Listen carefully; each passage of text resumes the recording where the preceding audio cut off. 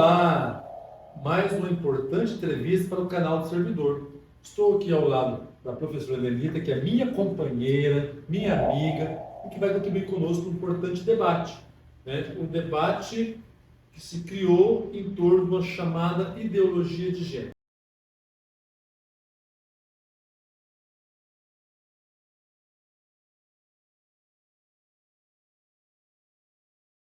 Então, professora, primeiro, muito bem-vinda, gratidão, muito obrigado por ter aceito o nosso convite. Nós vamos abrir um canal direto com os servidores e servidoras, em especial os profissionais da educação básica, que eu sei que você tem um trabalho muito forte na Universidade Federal de Uberlândia com esse público. E foi suscitado, nós disponibilizássemos, nós conseguíssemos uma entrevista com você para falar de um tema que não é recente, é um tema que tem um certo tempo, mas que é muito pouco compreendido. Então, a primeira questão, professor, é como surgiu esse tema, essa fala sobre ideologia de gênero. Existe ideologia de gênero? Não existe ideologia de gênero? E se existe, onde surgiu? Qual é a razão desse nome? Muito obrigada, professor Ronaldo, nosso vereador, pelo convite, e também para discutir com esse tema que muito tem alcançado a escola, a professores, famílias, as crianças e adolescentes. A emergência da expressão, nós costumamos dizer que esta é uma expressão, ideologia de gênero, ela tem ligação, a origem está associado a grupos das igrejas, especialmente da Igreja Católica, na origem com documentos papais, inclusive documentos do Vaticano, em que vai se forjando, construindo a ideia ou construindo a expressão ideologia de gênero. Quando estes grupos, setores das igrejas, que depois vai popularizar e disseminar entre outras tradições cristãs, que não apenas a católica, mas entre evangélicos, e isso vai se espalhando também, vai sendo apropriado por grupos conservadores, por setores de partidos políticos, por setores da sociedade civil como um todo, que vão se apropriando dessa expressão e juntando essa expressão a outros interesses políticos, econômicos, enfim. Mas essa expressão ela é utilizada especialmente numa postura que setores conservadores da igreja, especialmente a igreja católica, depois as igrejas evangélicas, vão utilizar para enfrentar e para desconstruir as lutas, inicialmente do movimento feminista, e são lutas pelo direito e direitos das mulheres, a luta para que se assegure à população de mulheres os direitos humanos, o direito ao trabalho, o direito à educação, o direito à expressão, o direito à segurança e aos direitos sexuais, inicialmente desses setores, e mais adiante os direitos e direitos humanos da população LGBT QIA+. Bem, essa disputa aí, ela é uma disputa porque a ideia gênero, ela é um conceito, então, teoricamente, academicamente, gênero é um conceito que nós utilizamos para lermos as relações humanas, lermos as relações sociais, lermos como determinadas situações são colocadas historicamente, socialmente, culturalmente. Por exemplo, quando nós dizemos que um homem ele é, por natureza, um possível agressor, há duas explicações. O homem, ele nasce com essa característica. E nós temos uma outra explicação que diz, não, os homens, eles são educados, eles aprendem. E se nós ensinarmos de outros modos, nós poderíamos ter homens que não serão agressores. E nós conhecemos muitos homens que não são agressores, não nascem agressores. Quando nós passamos a compreender que essa agressividade é fruto de um processo histórico, educativo, que ensina as crianças desde pequeno, os meninos desde pequeno, a serem esses possíveis agressores, então nós começamos a compreender e desnaturalizar essa ideia de que o fato de um professor Ronaldo ser homem, ele é, por natureza, um possível agressor. Não, o professor Ronaldo tem experiências, teve processos educativos e ele se autoeduca para escapar dessa característica de homem agressor.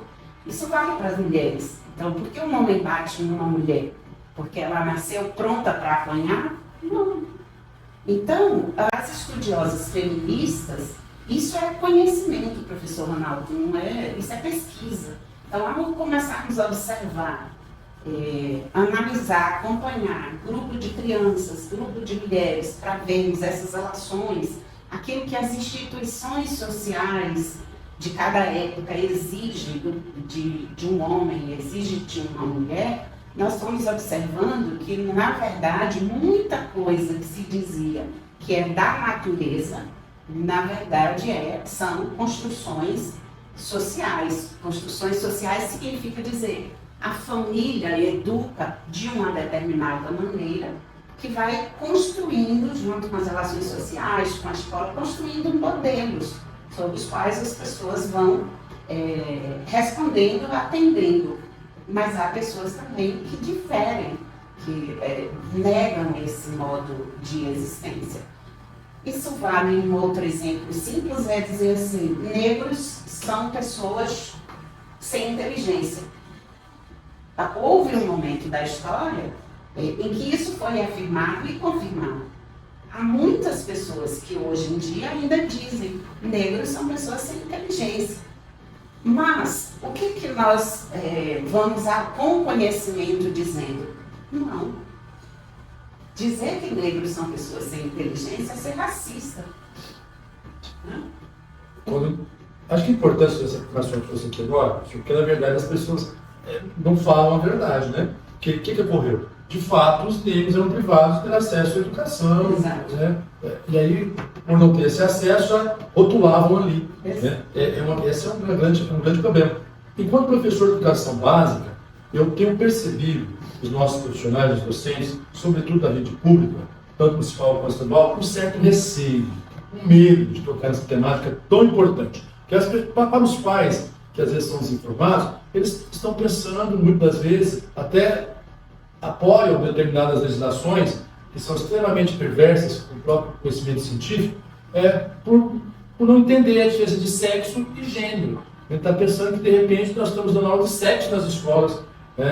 Então, eu gostaria de conhecer um pouco sobre isso. Gênero é uma coisa, sexo é outra. Nós defendemos realmente que a criança tenha acesso a todas as formações. Não dá para falar, por exemplo, de fisiologia sem falar do aparelho reprodutor. É importante ter esse conhecimento. Então, precisa conhecer um pouquinho. O que é sexo, o que é...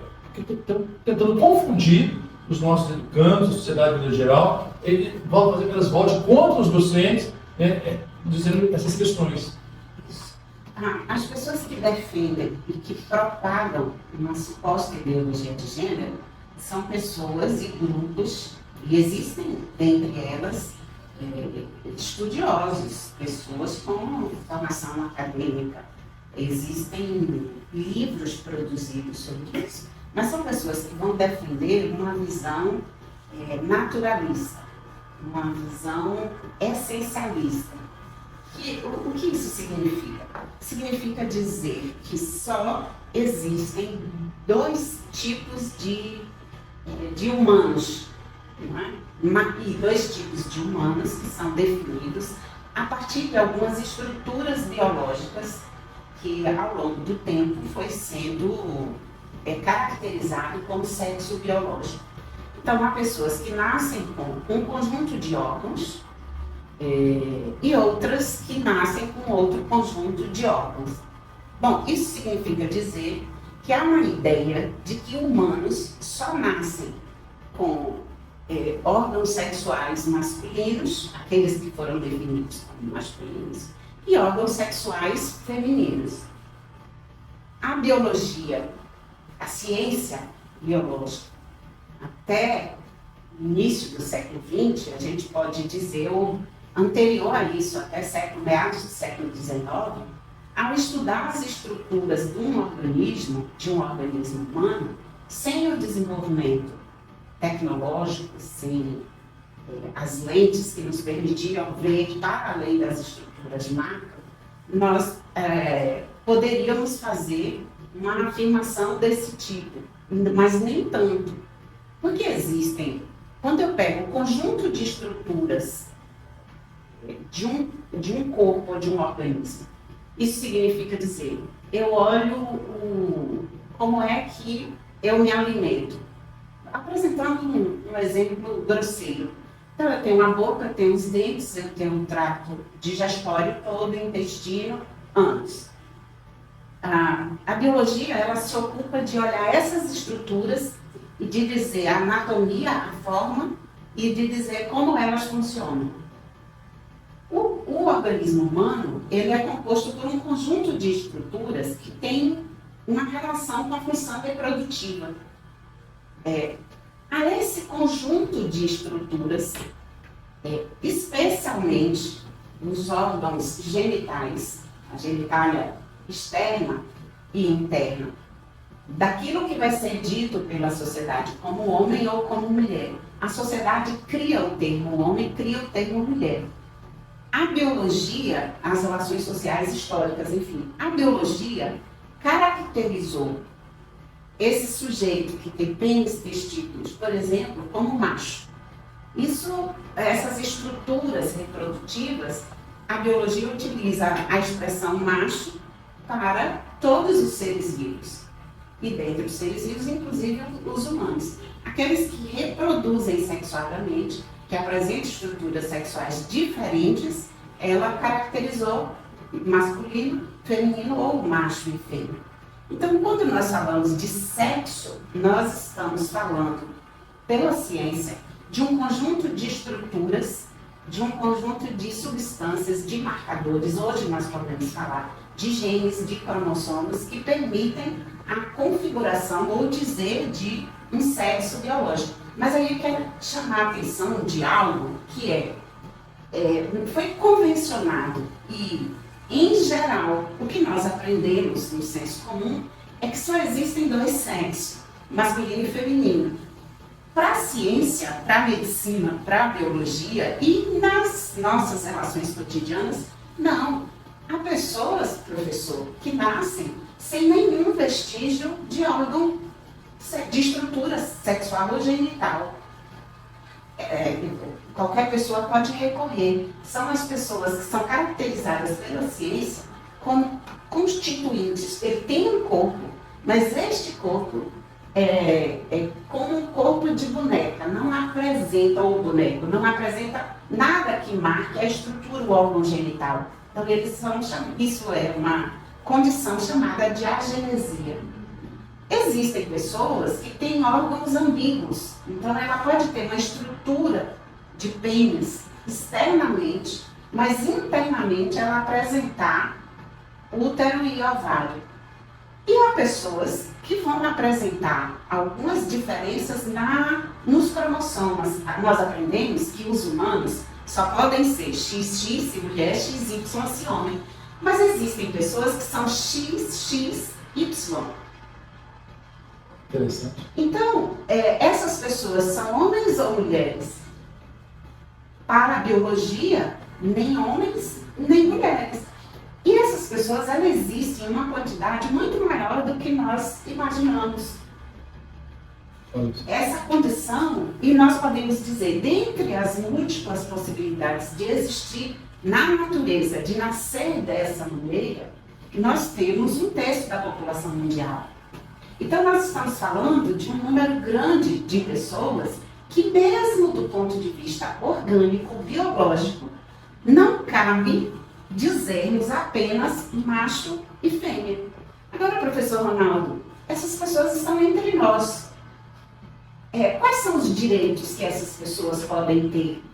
Porque, veja, como vai ser uma consulta médica na escola, como professor e professora deve se reportar a essas pessoas? Porque se eu digo que só existe homem, desculpe, que só existe macho, fêmea, biologicamente falando, do ponto de vista da... Uma parte da população está excluída. Uma parte da população está excluída. E veja, eu quero te dizer uma coisa que se você é um corpo assim, e eu sou sua professora, eu sou professora de ciências e de biologia, eu chego na minha aula de corpo humano e digo que só existe duas possibilidades.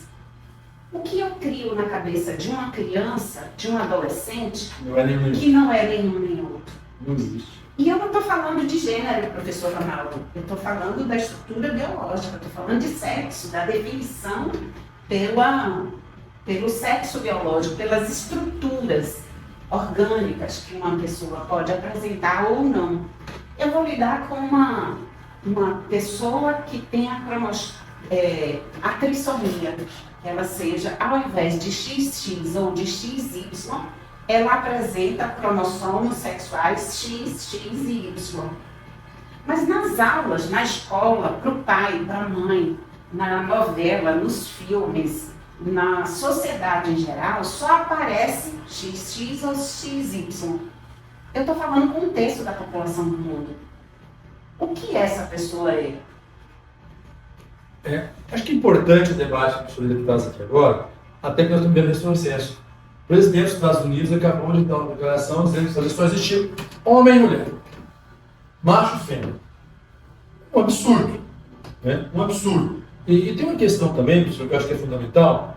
Toda essa discussão de ideologia de gênero, essa falácia de ideologia de gênero, tem nos levado a um aumento significativo da violência. Qual é a relação? Qual é a participação desse debate equivocado, trazido para os setores da sociedade, intitulado ideologia de gênero? Qual é o efeito que tem sido feito na prática? Tem ocasionado essa discussão, o retrocesso que tem trazido para o aumento da violência? Antes de responder a essa sua pergunta, eu vou complementar a minha resposta com a pergunta anterior, certo, sobre o conceito de gênero.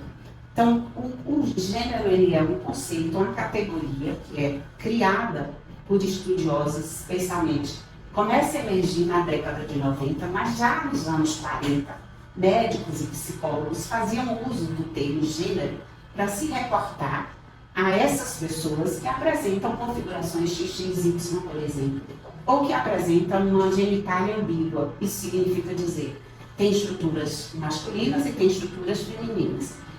Na atualidade, esse conjunto de pessoas são as pessoas que são configuradas ou lidas como, ou auto-identificadas como intersexo.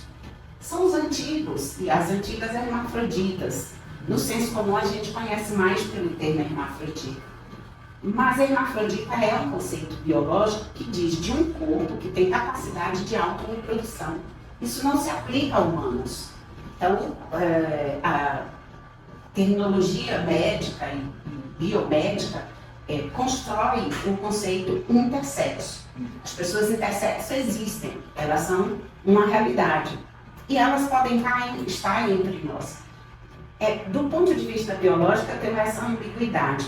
Mas do ponto de vista do gênero, o gênero diz respeito àquilo que vai sendo configurado a partir das identidades dos sujeitos. Então, eu posso ter identidades masculinas, femininas, identidades travestis, identidades trans, né?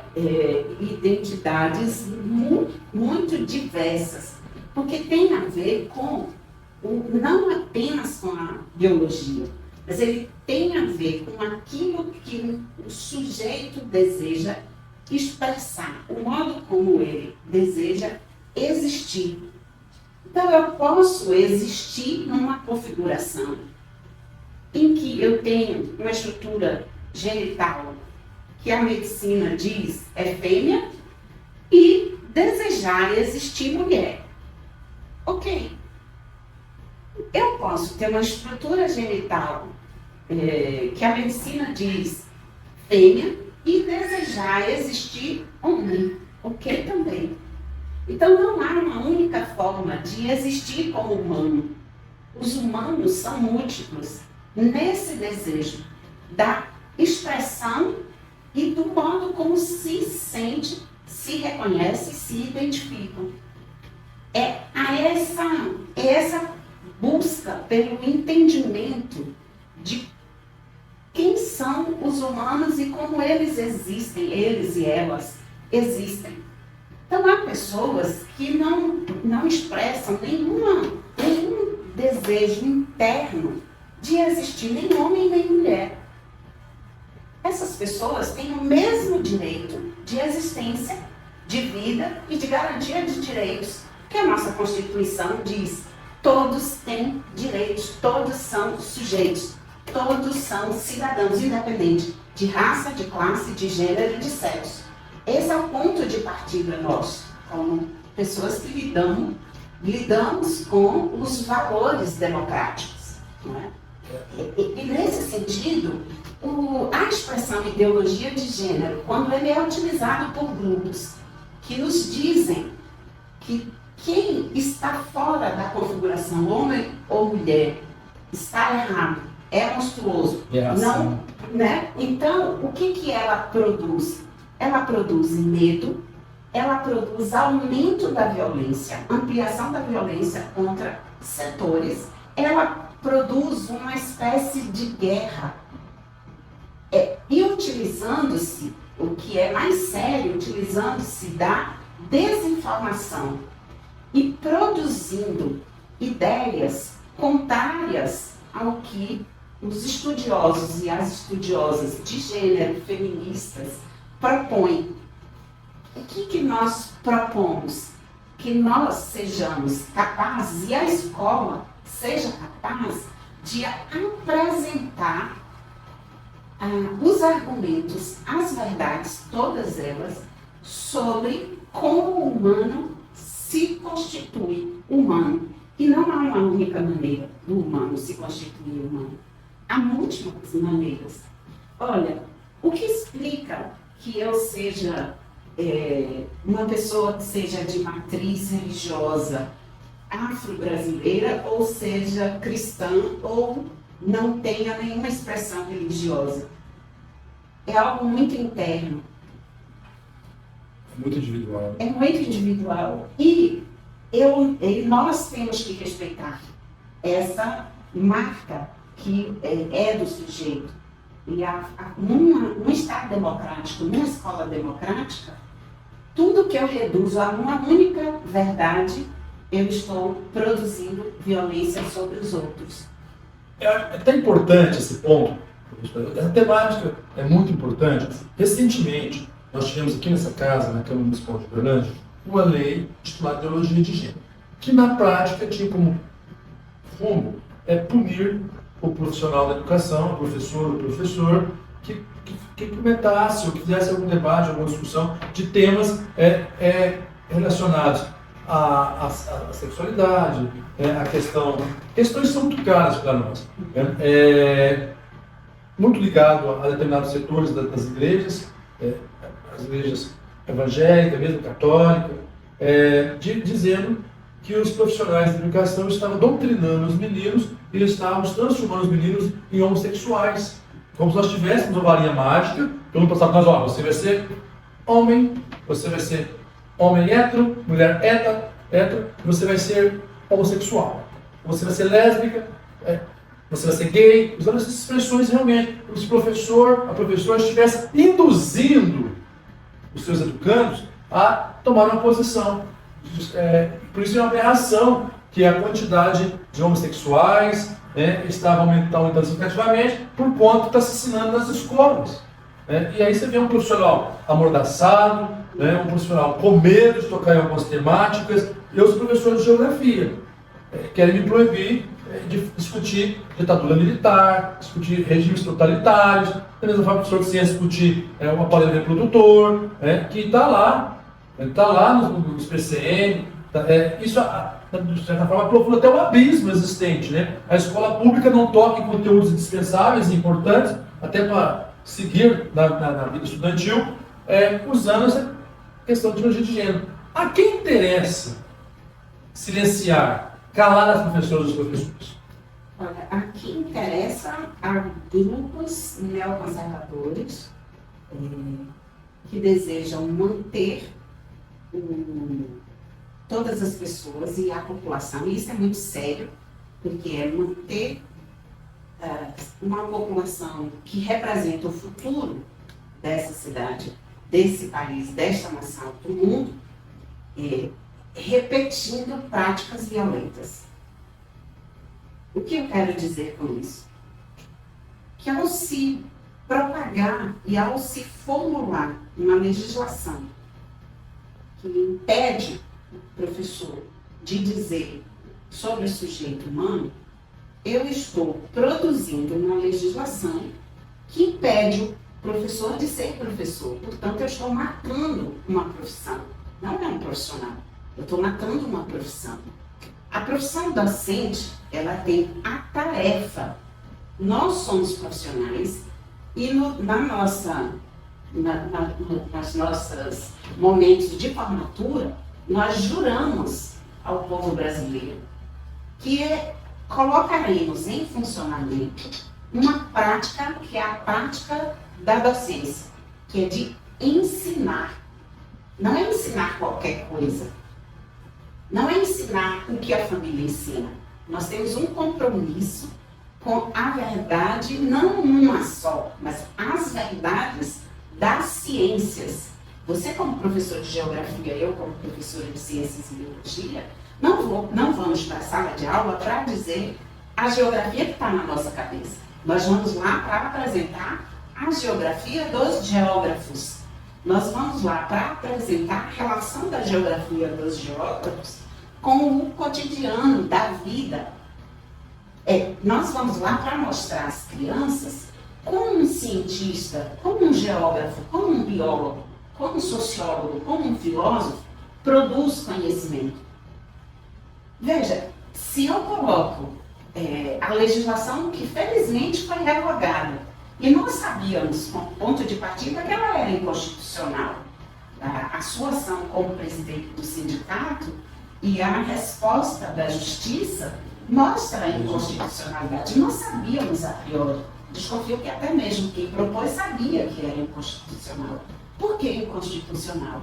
Primeiro, porque elimina a possibilidade do professor ser professor. De ponto de partida é esse. Veja, nós lidamos na sala de aula com gente. Eu não lido na sala de aula com a matéria inerte, eu lido com pessoas. Então, professor Ronaldo, eu lido, você lida, nós lidamos com meninos e meninas. Com meninos e meninas que expressam uma sexualidade. O humano, ele carrega a expressão da sexualidade, que é distinto de sexo, que é distinto de gênero. E quando nós estamos falando de sexualidade, é importante, pais, mães, a população, a sociedade em geral, nós estamos dizendo de uma marca do humano. Eu não falo em sexualidade quando eu falo em cachorro, em vaca, em porcos. Eu não falo de sexualidade das plantas. Eu falo de reprodução. O humano, sim, ele tem a sensibilidade, o desejo, a capacidade de pensar sobre isso. Essa expressão de vida é que nós chamamos de sexualidade. E um projeto como esse diz para nós que nós não devemos dizer o que é o sujeito humano. Essa é uma pergunta fundamental. O que é o sujeito humano? Ela é fundamental para que nós possamos dizer o sujeito humano é um sujeito de dignidade. O sujeito humano é um sujeito que não pode ser violado, que não pode ter os seus direitos sexuais e reprodutivos violados. Então, propostas e grupos como esses não têm interesse explícito de que nós estabeleçamos uma luta contra a violência sexual no mundo. em todas as instituições. Uma violência que tem sido praticada contra bebês, contra crianças de 0 a 11 anos. O Brasil é um exemplo disso. Ao dizer que nós não podemos discutir isso, estes grupos estão dizendo que a escola não tem responsabilidade em discutir e promover uma educação para que nós tenhamos homens íntegros, homens que sejam constrangidos da prática de violência contra outros homens, contra outras mulheres, enfim. E está sendo dito para nós, professores e professoras, que nós temos que lidar com as crianças como se elas fossem robôs. Percebe a dificuldade? Então, o impacto, é claro, os nossos colegas da educação básica, mesmo nós na universidade, nós começamos a ficar assombradas e assombrados. Porque se eu não vou falar com a menina, ou com o menino, com o menino e com o menino, eu não tenho como fazer o trabalho que eu faço. Eu preciso fazer esse trabalho. Agora, uma coisa que é muito séria é dizer assim, em que lugar estes grupos colocaram os professores e professoras, diretores, gestores de escolas? É um lugar da desconfiança. Isso é grave, porque os nossos meninos e meninas ficam horas nas escolas. Se eu digo ao professor que ele não pode falar de qualquer coisa que seja, eu estou dizendo que ele não tem autoridade, mas mais grave do que isso, eu estou desconfiando desse profissional. E isso é sério. Isso é seríssimo, né? Quando nós estamos fazendo um outro efeito disso, eu vou produzir medo, eu vou produzir pânico. E eu vou produzir um medo e pânico dentro dos segmentos de pais, de mães, da população em geral. Mas, sobretudo, professor, eu vou esconder uma realidade séria. No Brasil, quem mais violenta é a família. São pais, avós, tios. Exatamente, que tem o direito, obrigação constitucional de proteger. Constitucional de proteger. E se eu não educo as crianças, não é para a prática sexual, é para que elas possam se autodefender, para que elas possam identificar e compreenderem que relações são essas. Eu não vou fazer, isso não tem a ver com ensinar a criança a ser isso ou ser aquilo. Isso tem a ver em fazer com que as crianças compreendam como ela vai se constituir humano, como nós nos constituímos como humanos, sem abrir mão de nenhuma das responsabilidades que temos ao fazermos a pergunta: quais conteúdos e com qual grau de aprofundamento cabe fazer uma conversa com uma criança de 3, de 10, de 12, de 17 anos? É isso. O problema também é que esse assombro com a ideologia de gênero colocou, inclusive, profissionais do ensino médio na mira e no ataque, porque nem mesmo entre adolescentes a gente poderia fazer essa conversa. Pense as meninas do final dos anos finais do ensino fundamental, com 12, 13, 14 anos. Isso pensando se tiver na idade certa, né? Essas meninas e meninos, eles estão entrando, e eles já entraram no mundo das práticas sexuais. Não é o professor que faz isso acontecer, é o mundo que faz isso acontecer. E eu não educo essas meninas e meninos para a saúde sexual e reprodutiva. E nós temos problema, professor, inclusive aumento da gravidez na adolescência. A morte de mães. A gente fala da gravidez na adolescência como um problema, é um problema, mas precisamos ver os dados de mães adolescentes de 10 a 17 anos que morrem no Brasil. É lamentável. Entende? Que morrem em Uberlândia. Esse é um dado que ninguém olha. Então, seria muito interessante se esta casa fizesse um debate sobre esses dados. Como nós, como Câmara de Vereadores, como Universidade Federal de Uberlândia, podemos fazer uma ação conjunta para a leitura dos dados das meninas que morrem na gestação, que morrem no parto. A gente tem esses dados, o Ministério da Saúde disponibiliza para qualquer um.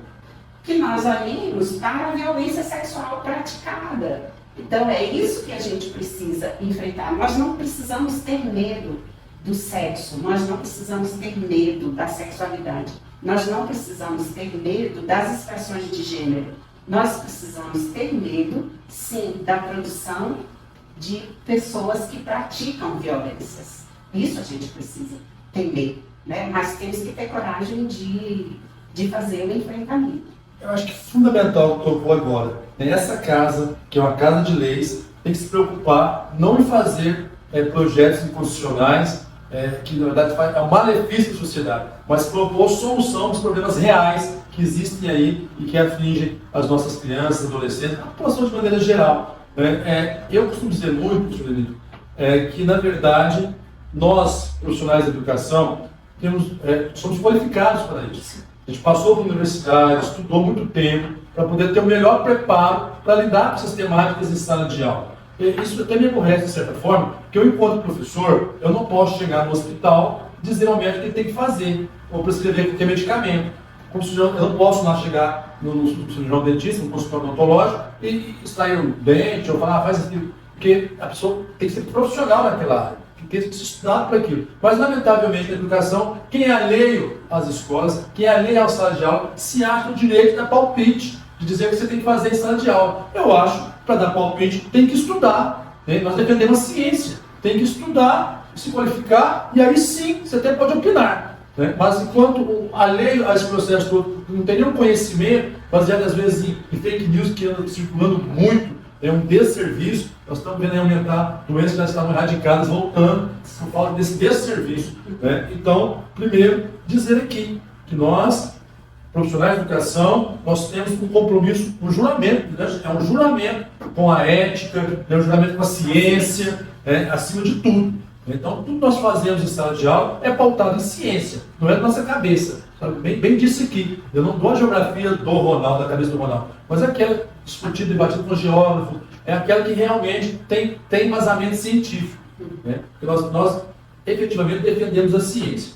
Eu queria que o senhor fizesse considerações finais, primeiro aqui agradecendo mais uma vez a minha amiga, professora Lenita. A professora Lenita é uma pesquisadora, uma estudiosa dessa temática, e nós temos um compromisso aqui, professor, de trazer a informação sempre baseada na ciência, para que os nossos seguidores que nos acompanham possam, de fato, ter acesso à informação, que há muita informação truncada, desencontrada, lamentavelmente, as redes sociais, os algoritmos não gostam da gente, não distribuem a verdade, às vezes a fake news propaga com velocidade muito maior do que a ciência em si, mas é um trabalho árduo que nós estamos dispostos a fazer. Então, eu queria que o senhor fizesse considerações finais da importância, de tudo que o senhor disse aqui, dizer aos nossos telespectadores aí, que nos sigam, dê um like, se inscreva no canal. É um canal que está sendo construído para, de fato, trazermos informações reais, do mundo real, não do mundo fictício, do mundo real, para que possa contribuir para que as famílias, que a sociedade em geral se organize e, de fato, saiba que nós estamos fazendo nas escolas aquilo que é importante. A gente está dizendo, professor, que eu mesmo, se passasse essa famigerada ideologia de gênero, eu entraria na justiça enquanto pai de estudante do ensino médio. Que eu quero que a minha filha tenha acesso a todas as informações, a todos os conteúdos. Eu não quero que ela tenha cerceado o seu direito de aprendizagem. Porque, lamentavelmente, se passasse, se nós não conseguíssemos derrubar na justiça essa lei, os alunos, os estudantes das escolas públicas ficariam duplamente prejudicados. Não teriam acesso a uma parte importante do conteúdo programático e não teria condições de se posicionar no mundo. Então, mais uma vez agradecendo e já essas considerações finais. Eu vou só destacar um aspecto que as pessoas que mobilizaram muito fortemente essa expressão ideologia de gênero, esse movimento, ele é um movimento que tem interesses que estão para além da discussão de gênero, de sexo e sexualidade. Infelizmente, professor Ronaldo, nós sabemos disso. Então, se utiliza um campo sensível, um campo que coloca mães, mulheres, e eu estou falando das mães e mulheres, porque somos nós que sofremos as violências produzidas aos nossos filhos.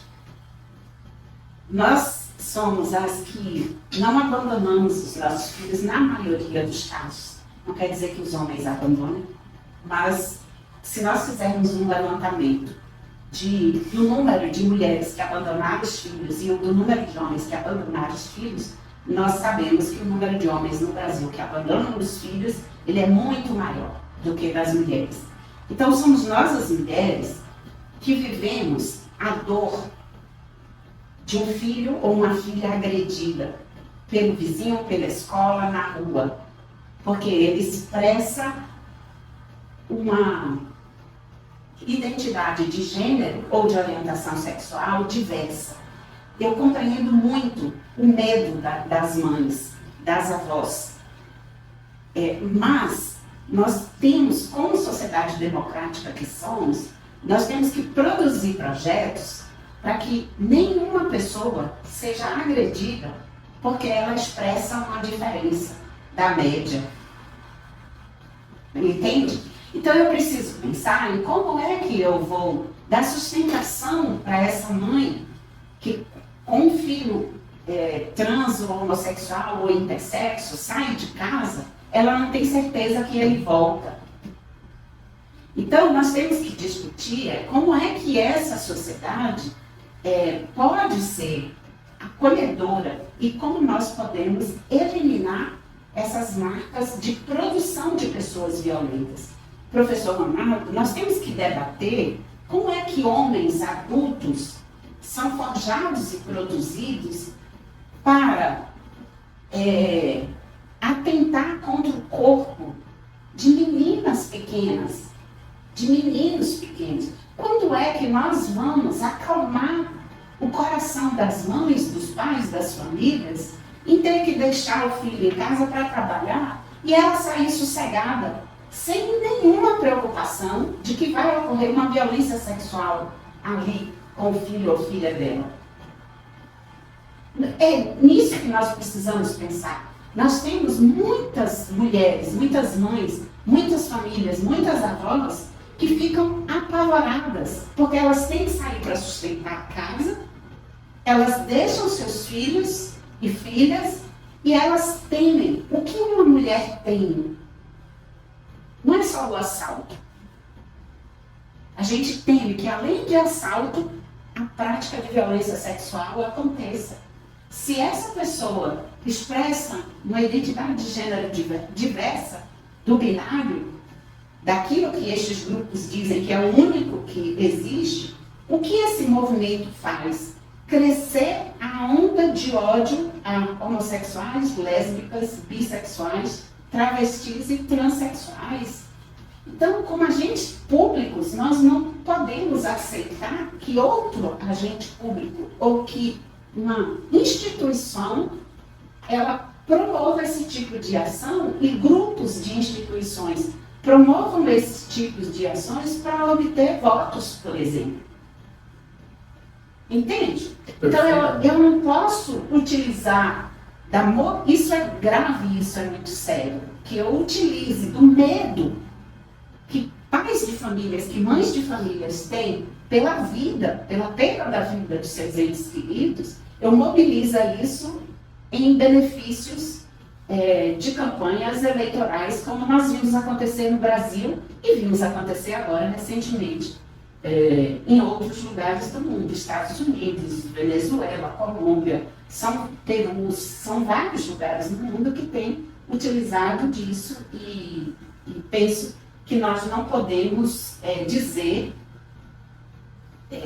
que nós amamos as nossas crianças fazendo práticas para que o mundo futuro seja um mundo em que elas continuem sendo violadas e mortas. Então, isso é vital na minha compreensão. Quero te agradecer pelo convite, a possibilidade da conversa, dizer que estamos disponíveis para fazer a defesa, né, e E apresentar não tem uma única verdade. Então, a verdade de que existem homem e mulher é uma, mas existem muitas outras. E eu acho que num espaço, de novo, né, numa escola democrática, numa sociedade democrática, todas essas verdades têm que ser apresentadas para que autonomamente cada sujeito faça a sua escolha. É isso. Porque na verdade a sociedade tem que caber todo mundo. Exatamente. Né? Tem que caber todos nós. O mundo é grande, né? É grande. Queria mais uma vez agradecer, professora Lenita. Muito obrigado pela disposição, disponibilidade. Eu ficarei escutando a professora amanhã toda, a tarde toda, a noite toda, que realmente ela fala com muita propriedade. Queria que mais uma vez agradecer a todos aqueles que estão inscritos no nosso canal. Quem não está inscrito, se inscreva no canal. Não esqueça de dar um like. É um canal aberto, né, para que nós possamos de fato estreitar o diálogo, nos ajudar a construir a verdade embasada na ciência. Mais uma vez, muito obrigado. Não perca o nosso próximo episódio. Põe aí o sininho para não esquecer e vamos construir de fato uma ciência libertária em nossa cidade. Muito obrigado, professor, mais uma vez.